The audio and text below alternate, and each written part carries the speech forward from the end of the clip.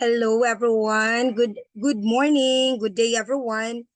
I would like to thank Miss Christine, Miss Julie for inviting me, and of course to Professor Dr. Philomena T. Degdil, our former president in Cebu Normal University. My dear student, our pre-service teachers, good morning.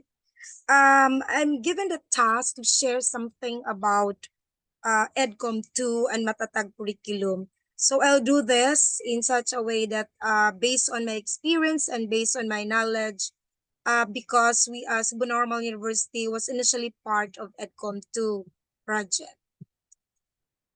I'll start by sharing with EDCOM 2. So if you know that the Second Congressional Commission on Education, or EDCOM 2, is a national commission tasked to undertake a comprehensive national assessment and evaluation of the performance of the Philippine education sector.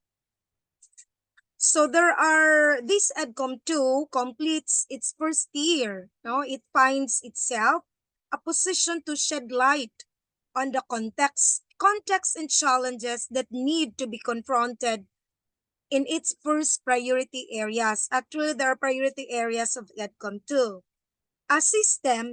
This system is being defined as regularly interacting or interdependent group of items forming a unified whole. By this standard, the education system in the Philippines struggles, underline the word struggles, to meet the criteria of a system. By the standards of the 1987 Constitution, as well, of course, we're governed with the 1987 Constitution, it is short of a complete, adequate, and integrated system of education.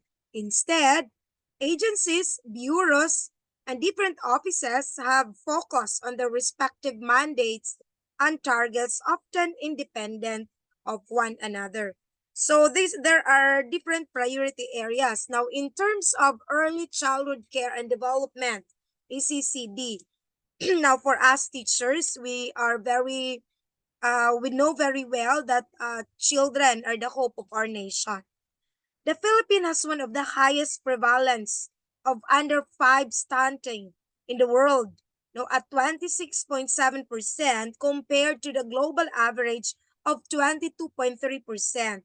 Nutrition specific interventions in the Philippines for children 5 years old and below, or maybe 5 years and above, generally adhere to global recommendations, but implementation has been fragmented.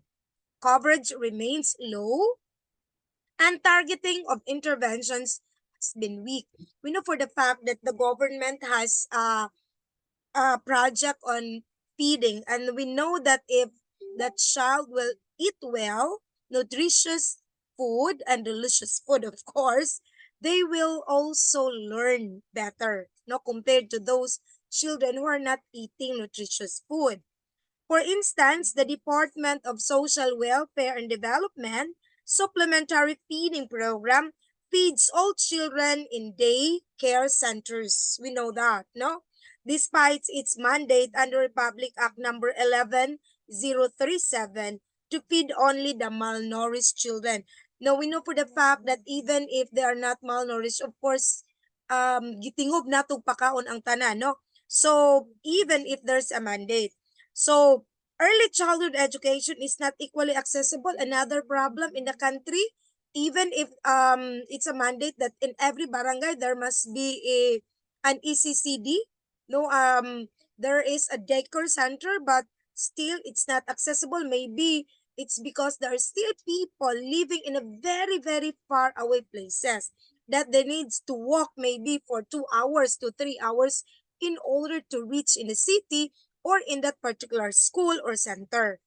Most daycare teachers and workers are aging, no, and lack of training in early childhood education. But to tell you, ECCD has a project on having a scholarship program. In fact, Cebu Normal University is one of its grantees. But I think no, only few were able to avail on this. Another priority area in EDCOM 2 is basic education. Despite improvements in enrollment rates in basic education over past decades, concern persists about the quality of educational system, and I think it's very, very clear in PISA result.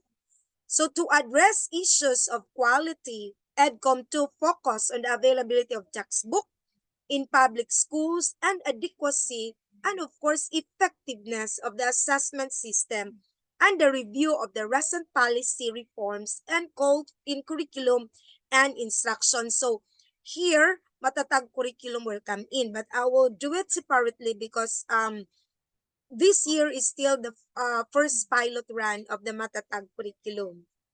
Now, the revised K-12 curriculum guides can enhance learning outcomes, but teachers cannot implement them without adequate support. And I think me, as a trainer in the K-12 curriculum for mathematics, I can stand on this, that the teacher, even with all the training received by the department, given by the Department of Education, um they need more support.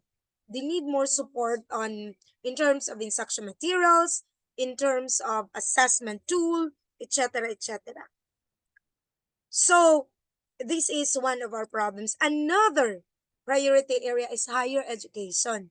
We in the state universities and colleges and other private higher education institution, most learners are enrolling in higher education, particularly in public institutions like Cebu Normal University. But a large number of students are dropping out before completing their degree.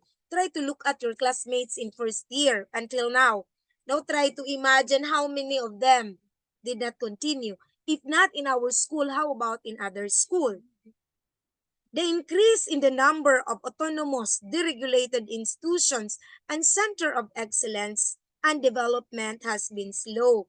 Now, there are also other center of excellence that are downgraded. I don't know if the term is downgraded to center of development.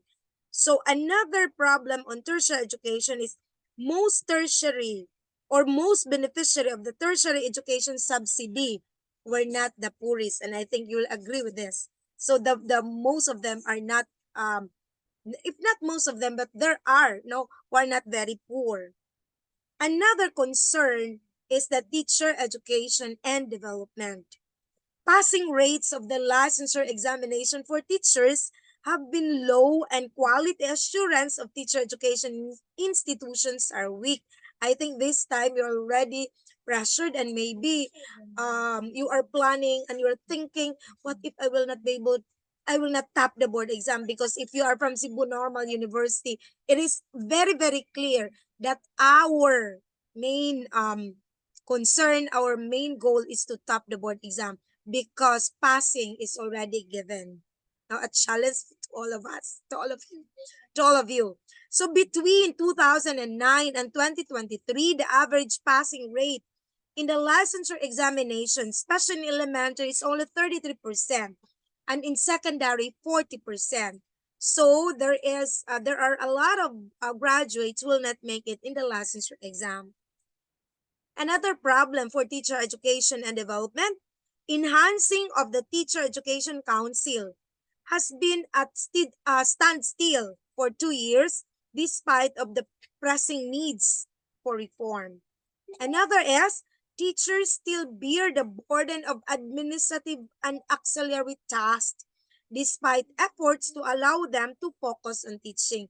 And I think you can relate on this because if your mother is a teacher in the Department of Education, I think they have a lot of work on top of their teaching work. Career advancement and professional development opportunities remain limited because of classes of the Department of Education, like makeup classes on Saturdays. Teacher cannot go to graduate school. I have 3 students in the doctorate program who withdraw their enrollment. It's because they have makeup classes. They have 7 makeup classes on Saturdays, and therefore they cannot attend our class. So this is one of our problems.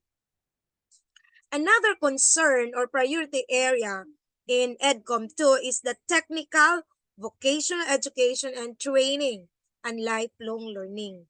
Participation in technical vocational education and training has increased. Take note, it increases from 1991 to year 2000. So from 333,000 to 2.3 million.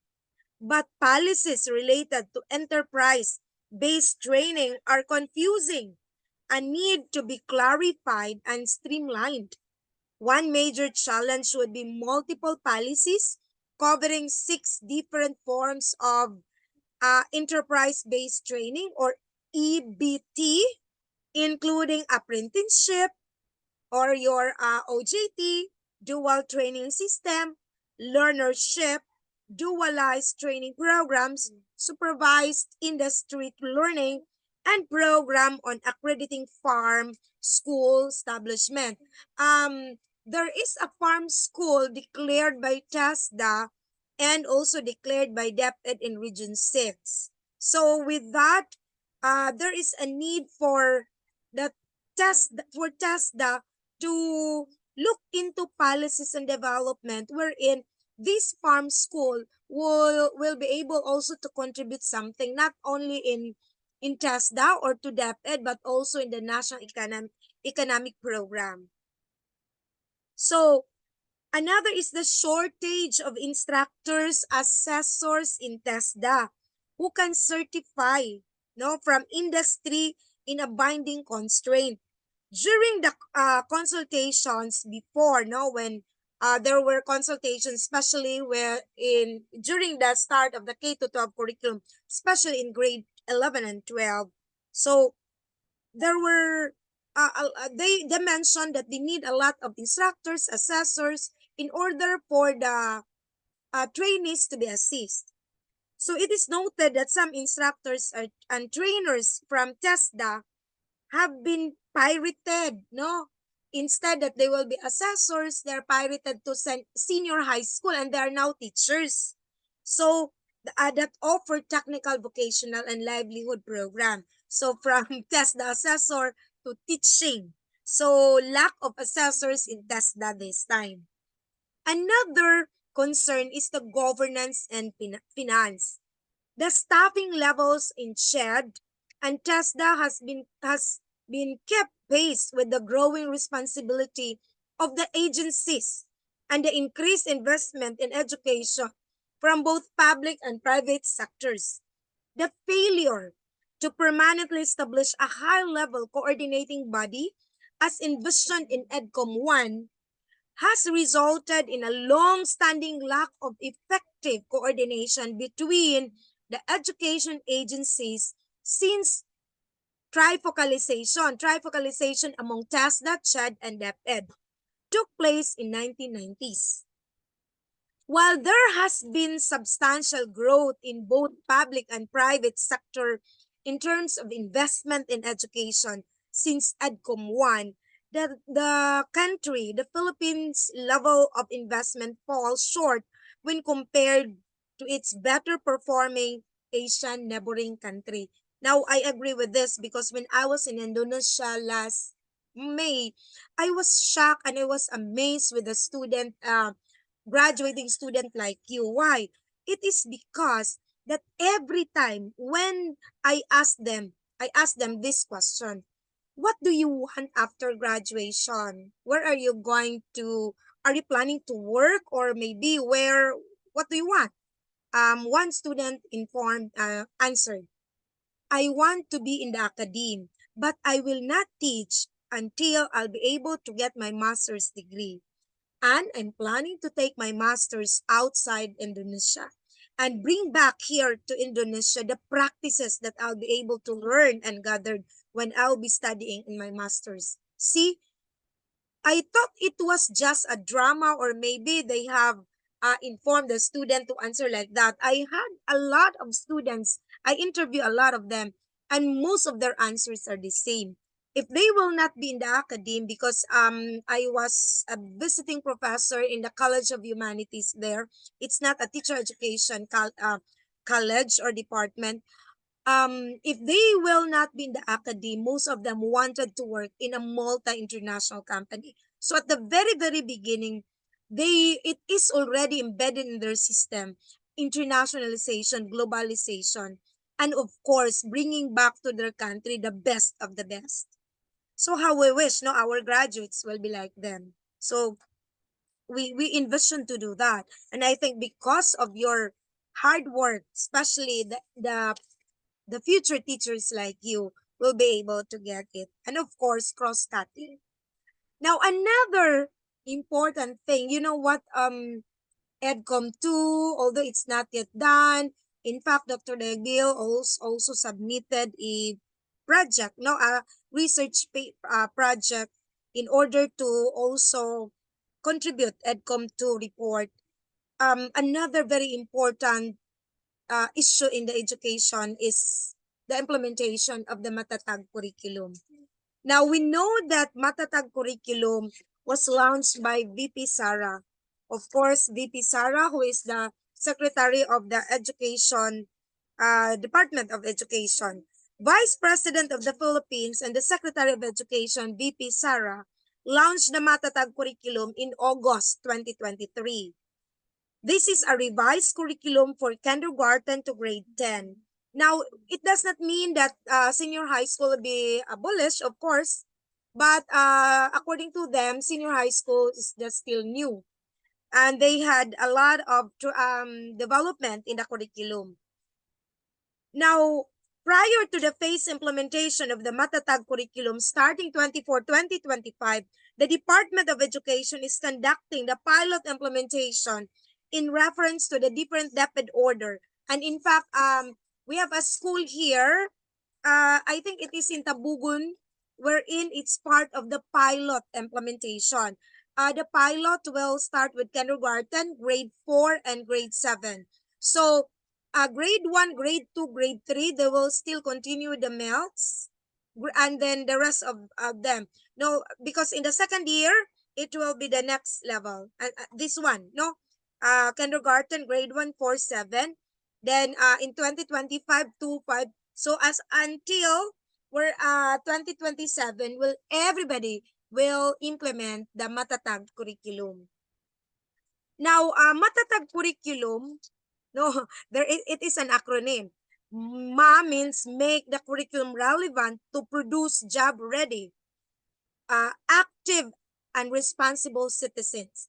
TA, take steps to accelerate the delivery of basic education services and provision facilities. Another TA, take good care of the learners. You as future teachers, you have to take good care of our learners. Promoting well-being, inclusiveness, learning, and positive learning environment. And the G, the last, give support for teachers to better teach or to teach better. Now, for learners who needed to stay flexible with this change pondered on the rightness and justice of this revision, on the ground of the K-12 curriculum is aligned to international standards with other countries in the world. Of course, we believe that we are aligned. Now, you know that our curriculum is very good, but sometimes how it is implemented matter most. I have been invited in one of an international school in the country, and according to them, they conducted a content and document analysis on the K-12 curriculum that the curriculum guide, the first curriculum guide, there were revisions in 2012, then 2013. The 2013-2014 curriculum guide is better than the MELC, and, and according to them, better than Matatag.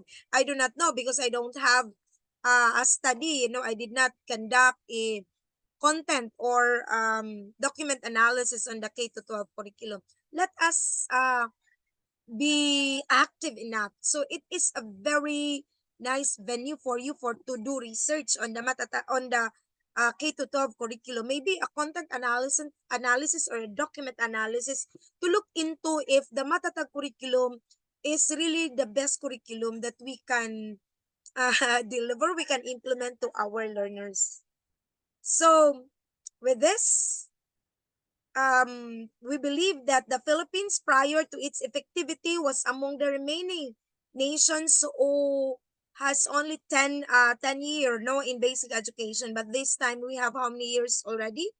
K to 12, kindergarten plus 12 is 13 years. So we believe and I hope that the way K to 12 curriculum is implemented in the Department of Education or in even in private school is the best already, because our basic education is already 13 years, no? We are now, no other country is 11 or 12, so ours is maybe the best. And to tell you, we cannot say that it is the best if you, the teacher, will not implement it well. So this is, if you look at the EDCOM tour, first initial report, the curriculum, there's still a need to do a lot of things in order for us to deliver with and to implement the curriculum. So, I believe and we believe that Matatag curriculum is not just about strength in knowledge.